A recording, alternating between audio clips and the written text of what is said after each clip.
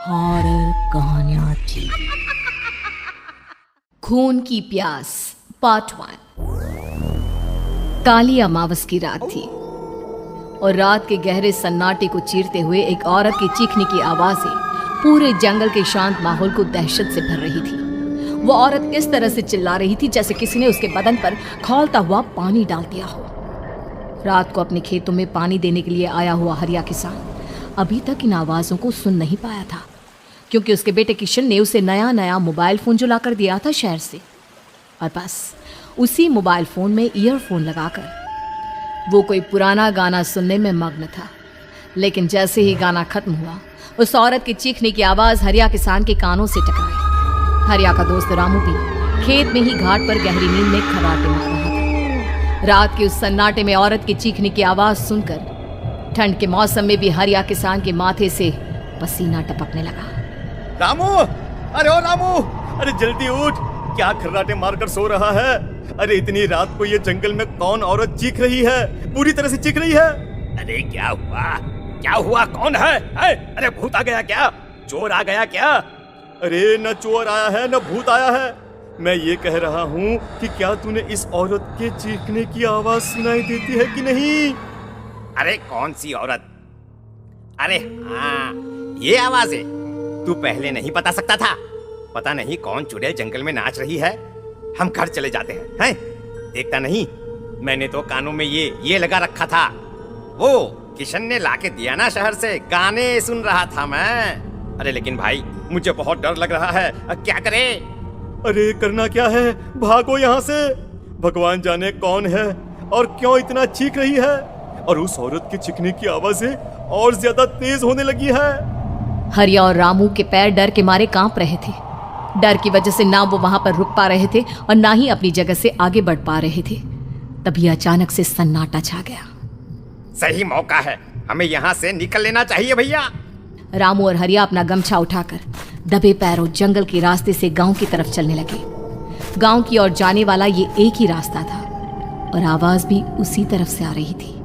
लेकिन अभी 2 मिनट पहले वो आवाज पूरी तरह बंद हो चुकी थी और जंगल में पहले जैसा सन्नाटा पसर चुका था। तभी अचानक से पेड़ों में किसी के चलने की सरसराहट रामू और हरिया को सुनाई दी। क्या तुमने कोई आवाज सुनी?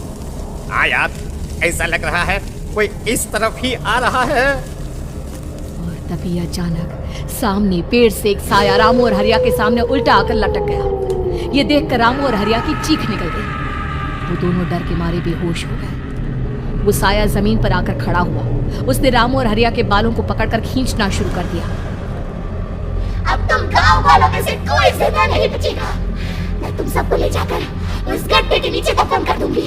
सबकी जान ले लूंगी, मैं किसी को नहीं छोड़ूंगी। अगली सुबह रामू की पत्नी कमला हरिया के घर आई और उसने हरिया की पत्नी सुमन से अपने पति के बारे में पूछा। सुमन, कल रात को ये तुम्हारे ही पति के साथ गए थे खेत पर, अभी तक लौट कर नहीं आए हैं।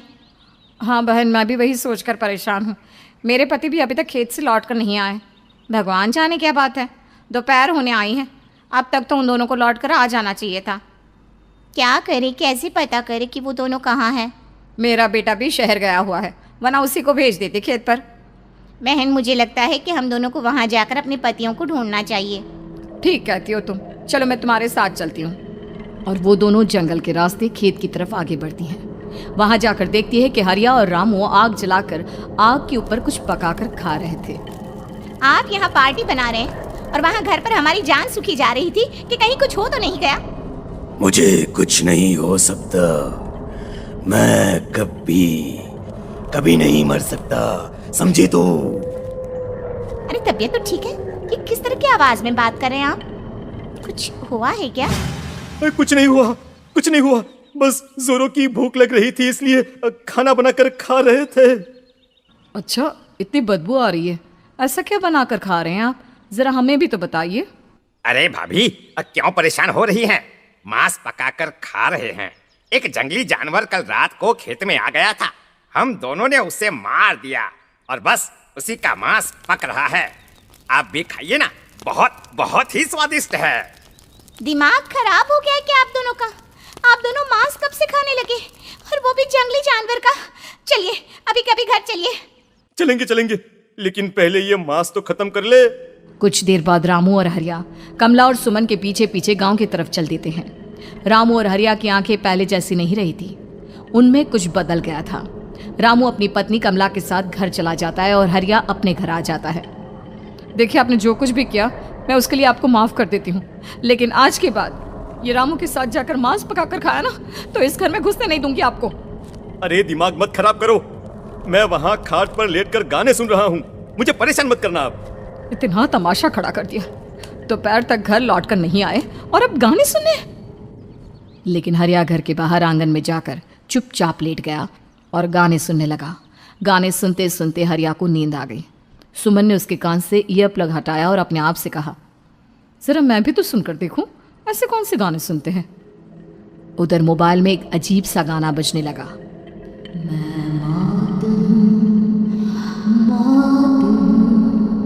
मौत जो पसरी है चारों, जो आएगी कहीं से निगल जाएगी सबको।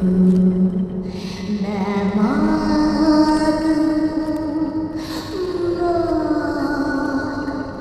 अब मैं छोड़ूंगी नहीं किसी को।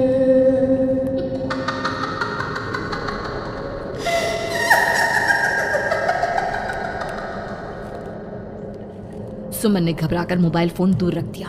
वो बुरी तरह से डर गई थी। तभी अचानक हरिया अपनी नींद से जागा और गर्दन टेढ़ी करते हुए सुमन के पास आया। क्या क्या कर रही थी? गाने सुन रही थी? वो ये कैसा गाना सुन रहे थे तुम मोबाइल के अंदर? मौत है, मौत। अरे ये सारी बातें छोड़ो और ये बताओ, आज शाम को तुम मेरे साथ खेत चलोगी? लेकिन क्यों? और तुम इस तरह से क्यों बात कर रहे हो? अपनी गर्दन सीधी रखकर बात करो ना। वो मेरी गर्दन में सोते सोते थोड़ा दर्द हो गया है।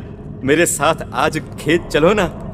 तुम्हारे साथ पूरी रात रहना चाहता हूँ। कैसी बात कर रहे हैं दिन दहाड़े? जरा भी शर्म नहीं आती क्या? अरे इसमें शर्माने वाली क्या बात है? तुम पत्नी हो मेरी। पूरी रात खेत पर रहता हूँ। मुझे भी तो तुम्हारे पास आने का हक है कि नहीं? अच्छा ठीक है, चलती हूँ आपके साथ खेत पर, लेकिन फिर उस रामू को मत बुलाना। अरे कैसी बातें कर रही हो? अगर तुम मेरे पास होगी तो मैं किसी को नहीं बुलाऊंगा, सिर्फ तुम और मैं और रात का सन्नाटा। शाम के वक्त हरिया सुमन को अपने साथ खेत पर ले जाता है। आसमान में चांद पूरी तरह से चमक रहा था। हरिया ने अपने खेत में बनी हुई छोटी सी झोंपड़ी के अंदर सुमन को अपने पास बिठा लिया और उसके बालों में हाथ फिराते हुए कहा, कितनी खूबसूरत हो तुम, बहुत सुंदर लग रही हो।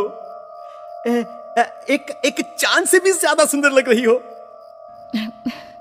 ऐसी बातें मत करिए ना, मुझे शर्म आती है। अपनी आंखें खोलकर जरा मेरी तरफ तो देखो। अरे देखो तो सही। सुमन ने शर्माते हुए जैसे ही अपनी आंखें खोली, उसके होश उड़ गए। हरिया के बड़े बड़े दांत निकल आए थे और वो पूरी तरह से एक जानवर की तरह नजर आ रहा था। कौन हो तुम मेरे पति नहीं हो।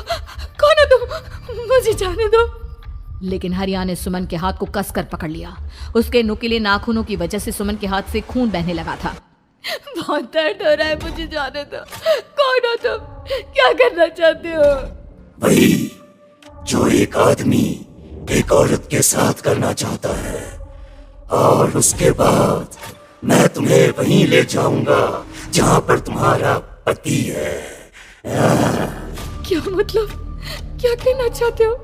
कहाँ है मेरा पति? जंगल के बीचों बीच उबलते हुए पानी के तालाब में, वहीं है तुम्हारा पति। चलो चलो, मैं तुम्हें उससे मिलवा देता हूँ, लेकिन उससे पहले तुम्हें मेरी प्यास बुझानी होगी। और इतना कहकर हरिया सुमन के ऊपर जानवरों की तरह टूट पड़ता है। आखिर कौन था वो जानवर, और क्या सुमन उसके शिकंजे से बचकर निकल पाई? जानने के लिए देखिए इस कहानी का अगला भाग। दोस्तों, हमें उम्मीद है कि आपको हमारी ये कहानी पसंद आई होगी। कृपया हमारे चैनल को सब्सक्राइब करें और सभी अपडेट्स के लिए बेल आइकन जरूर दबाएं। और हाँ, वीडियो लाइक और शेयर करना मत भूलिएगा। Bye bye.